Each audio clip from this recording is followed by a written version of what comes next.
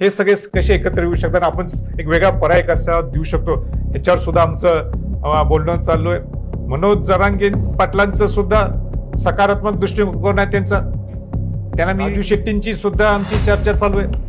राजू शेट्टींचे माझं बोलणं झालेलं आहे आणि बच्चू भाऊंचं सुद्धा बोलणं झालेलं आहे, राजरत्नांचं त्यांचं बोलणं झालेलं आहे आणि सगळे शेतकऱ्यांचे सगळे घटक शाहू फुले आंबेडकरांच्या विचाराने आम्हाला जायचं, शिवाजी महाराजांच्या विचाराने जायचंय आणि म्हणून आमची अनेकदा भेट झाली आणि आज पूर्वी भेट होते त्या सामाजिक भेटी होत्या, आता ती राजकीय भेट आहे आणि त्यांच्या शाहू महाराजांचा शिवाजी महाराज शाहू महाराजांचा वंशज या नात्याने आणि बाबासाहेब आंबेडकरांचे ते पंतू आहेत तेव्हा हा नॅचरल अलायन्स आहे. म्हणजे आमच्यात काही कुठेतरी मतप्रवाह किंवा आणि काही वेगळं मतं घडवायचे असं काही नाही. आमच्या दोघांचं निश्चितपणे ठरलंय की आपल्याला सांगायचंय की बाबासाहेब आंबेडकरांची पंतू राजरत्न आंबेडकर साहेब सुद्धा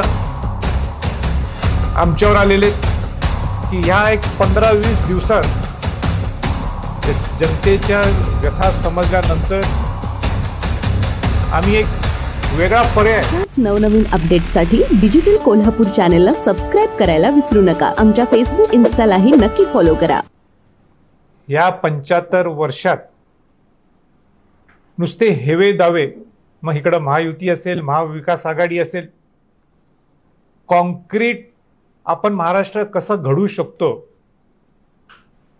महाराष्ट्र हा राज्य दुसऱ्या राज्यांना एक दिशा देण्याचं काम करत असतो नेहमी, पण त्याच्यावर न चर्चा करता माझं तुझं आणि हेवे दावे काढण्यापेक्षा आपण पुढे जात नाहीये. लोक सुद्धा अस्वस्थ आहेत, व्यथित आहेत लोक.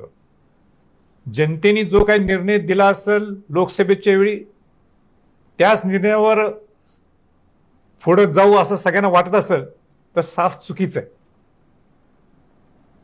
मी आपल्याला सांगू इच्छितो की ह्या एक 15-20 दिवसात जनतेच्या व्यथा समजल्यानंतर आम्ही एक वेगळा पर्याय, ज्या पर्यायाच्या माध्यमातून खऱ्या अर्थाने सुसंस्कृत महाराष्ट्र घडवण्याच्या दृष्टिकोनातून आमचा प्रवास सुरू झालेला आहे. आजच्या बैठकीला प्रहारचे प्रमुख बच्चूभाऊ कडू येणार होते.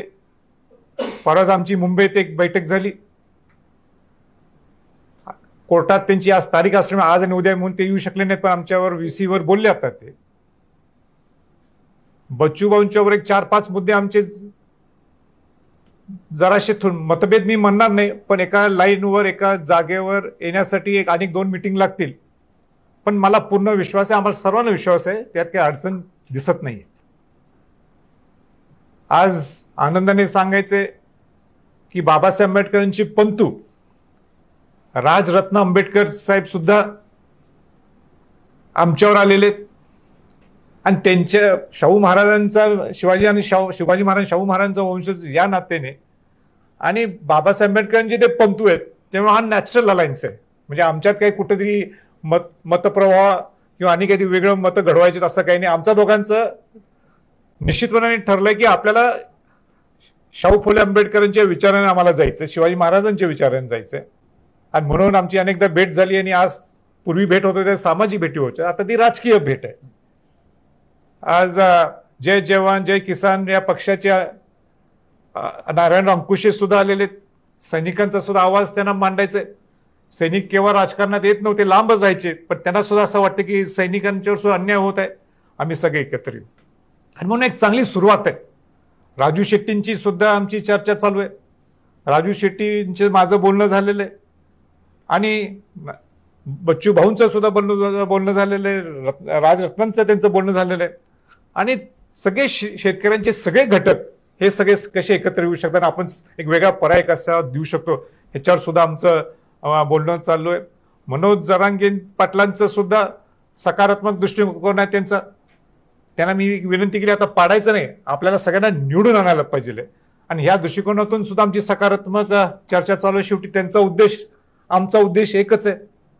त्या ज्या शाहू महाराजांनी राजर्षी शाहू महाराजांनी आमच्या पंजोबांनी जे आरक्षण दिलं बहुजन समाजाला, अनुसूचित जाती जमाती OBC आणि गरीब मराठ्यांना, तर त्यांना सुद्धा आरक्षण मिळावं म्हणून त्या दोघांचं उद्देश असल्यामुळे एक असल्यामुळं एकत्र येण्याची नुसती एक वेळ राहिलेली आहे असं मला वाटते.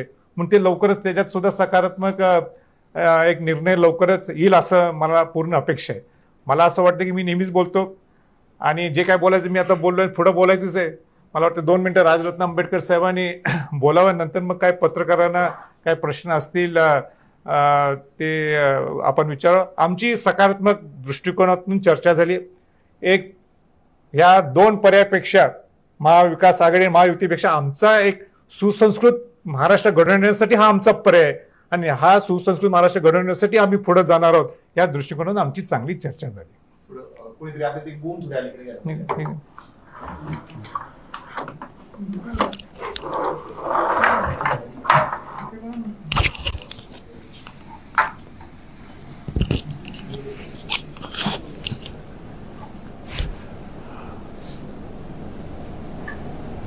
खरं तर राजे बोलल्यानंतर आम्ही बोलणं उचित नाही आहे, तरी राजेंनी मला 2 मिनिटाची संधी दिलेली आहे.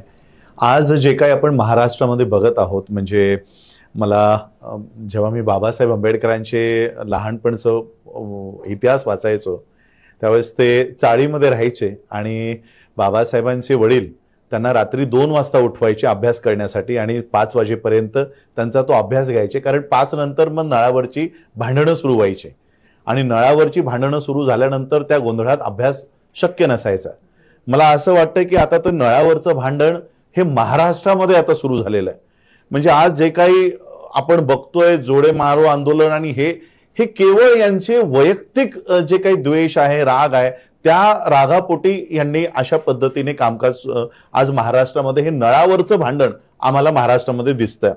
आणि कुठेतरी ज्या हेतूने जसं राजेंनी सांगितलं की लोकसभेच्या वेळेस संविधान धोक्यात आहे, संविधान धोक्यात आहे, असा जो काही या देशामध्ये प्रचार केला गेला, भारताचं संविधान धोक्यात आहे हे वाचवण्यासाठी आम्ही भरभरून इंडिया आघाडी असेल, महाविकास आघाडी असेल, यांना भरभरून मतं दिली. केवळ आम्हीच नाही, अनुसूचित जातीच्याच लोकांनी नाही तर मुसलमानांनी मतं दिली.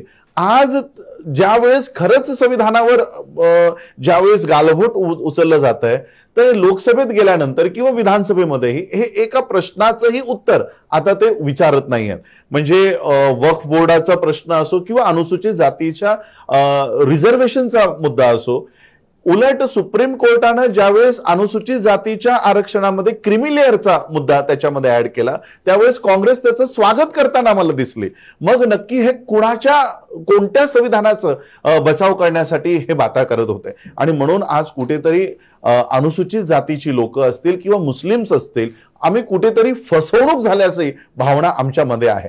आणि म्हणून महायुती हटवायची असेल तर महाविकास आघाडी आणा, महाविकास आघाडी हटवायची असेल तर महायुती आणा, हे जे यांचं सीसॉचा जो गेम या पूर्ण महाराष्ट्रामध्ये सुरू आहे हा कुठेतरी थांबला पाहिजे. आणि म्हणून महाराष्ट्राच्या जनतेला एक पर्याय म्हणून आम्ही ही सगळी समीकरणं आम्ही महाराष्ट्राच्या जनतेपुढे येत आहोत की हे एकाच नाण्याचे हे 2 बाजू आहेत, हे काही वेगवेगळे नाहीत. यांना कसलेही महाराष्ट्राचे, आता महाराष्ट्र पब्लिक सेफ्टी बिल, आता तो बिल ऍक्ट मध्ये तयार झालेला आहे. एवढा मोठा ऍक्ट महाराष्ट्रात तयार होत असताना महाविकास आघाडीच्या एकाही नेत्यानं या ऍक्टचा विरोध केला नाही. मग हा विरोधी पक्ष म्हणून आपण याला कसं मान्यता द्यावी, जिथे ते महाराष्ट्राच्या अनुसूचित जातीचा प्रश्न विचारत नाहीत, मुसलमानांचा प्रश्न विचारत नाहीत, एवढा मोठा ऍक्ट तयार झाला तिथे प्रश्न विचारत नाहीत. आणि म्हणून महाराष्ट्राच्या जनतेला एक पर्याय म्हणून आम्ही आता जनतेसमोर जात आहोत आणि येणाऱ्या काळामध्ये त्या ईव्हीएम मशीनवर ते बटन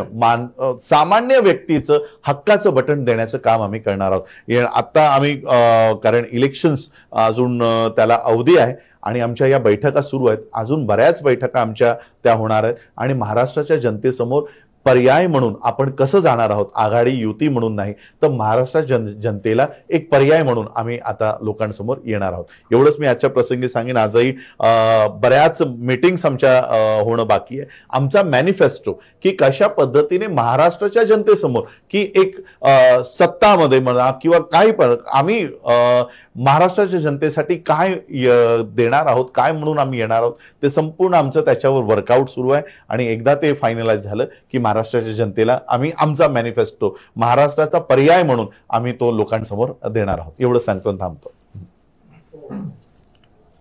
आज कुठल्याही मुद्द्यांच्यावर काही चर्चा झालेली नाही, पण इतकं निश्चित आहे की सामान्य माणूस, आपली जनता हे व्यथित झालेली आहे, कंटाळलेली आहे. तेच प्रश्न, तेच हे दावे. हिने कधी विरोध केला की त्यांनी विरोध करायचा. आपण महाराष्ट्र खऱ्या अर्थाने हा महाराष्ट्र आहे, हे कसं करू शकतो, कसं त्याच्यावर आपण बोलू शकतो, ह्याच्यावर काही चर्चा नाही. मग तो सहकाराचा विषय असेल, शेतकऱ्यांचा विषय असतील, आरक्षणाचा विषय असेल, शिक्षणाच्या धोरणाच्या बाबतीत लाईन असेल, ह्याच्यावर कुठलीही चर्चा पाहायला मिळत नाही. आणि हेच सगळे मुद्दे आम्ही आमच्या मॅनिफेस्टोमध्ये, आमच्या अजेंडामध्ये हे तुम्हाला निश्चित पाहायला मिळतील. पण त्याच्यावर आज मी काही बोलत नाहीये. पण हे लवकरच एकदा आमचे सगळे समीकरण जमले, एकदा आमची सगळे कशा पद्धतीने पर्याय आपण देऊ शकतो हे सगळं ठरलं की ह्या सगळ्या गोष्टी आम्ही वेळोवेळी आमच्या भाषणातून, आमच्या मॅनिफेस्टोमधून तुम्हाला ते पाहायला मिळतील.